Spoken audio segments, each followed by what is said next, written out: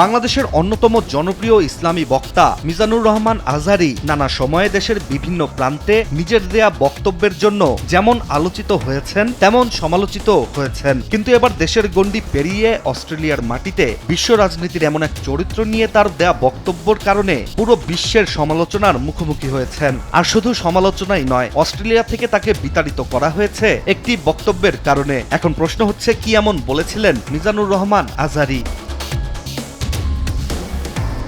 অস্ট্রেলিয়ার মাটিতে পা রাখার পর থেকেই তীব্র বিতর্ক সৃষ্টি হয়েছিল ইসলামী এই বক্তাকে নিয়ে। আর সেই বিতর্কই এবার নাটকীয় মোড় নিয়েছে, যার ফলে সফরের মাঝপথেই অস্ট্রেলিয়া ছাড়তে বাধ্য হলেন আলোচিত ও সমালোচিত এই ইসলামী বক্তা। মূলত ঘৃণামূলক বক্তব্য, হিটলারকে প্রশংসা এবং ইহুদি বিরোধী উস্কানিমূলক মন্তব্য, এসব মিলিয়ে তার সফর পরিণত হয় আন্তর্জাতিক আলোচনার কেন্দ্রে। অস্ট্রেলিয়ার বিভিন্ন শহরে ধারাবাহিক বক্তব্য দেওয়ার পরিকল্পনা ছিল আজহারীর, কিন্তু এরই মধ্যে অতীতের বিতর্কিত বক্তব্য সামনে আসতেই চাপে পড়ে অস্ট্রেলিয়ার সরকার। গোটা বিশ্ব আল্লাহ তাদেরকে শাস্তি দিয়েছেন। এক হিটলার ইহুদি মেরেছে 60 লাখ, কয় লাখ। আজহারীর বিরুদ্ধে অভিযোগের তালিকা দীর্ঘ।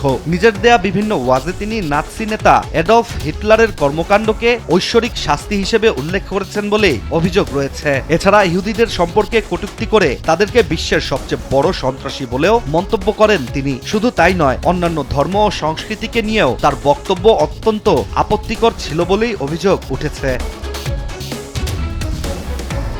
অস্ট্রেলিয়ার রাজনীতিতে এই ইস্যু নিয়েই শুরু হয় তীব্র প্রতিক্রিয়া। দেশটির একজন লিবারেল সিনেটর সংসদে দাঁড়িয়ে প্রশ্ন তোলেন, কিভাবে আজহারীর মতো ব্যক্তি ভিসা পেলেন, যিনি আগে থেকেই যুক্তরাজ্যে নিষিদ্ধ এবং নিজ দেশেও নজরদারিতে ছিলেন। ওই সিনেটরের মতে এটি শুধু একটি ভিসা ইস্যু নয়, বরং জাতীয় নিরাপত্তা ও সামাজিক সম্প্রীতির প্রশ্ন।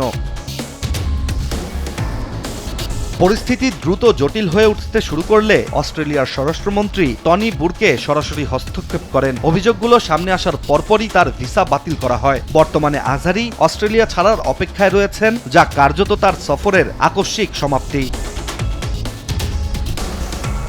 একজন ধর্মীয় বক্তার সফর কিভাবে আন্তর্জাতিক বিতর্কের রূপ নিতে পারে, আজহারীর এই ঘটনাই যেন তার বাস্তব উদাহরণ। ইশতিয়াক হোসেন, দেশ টিভি।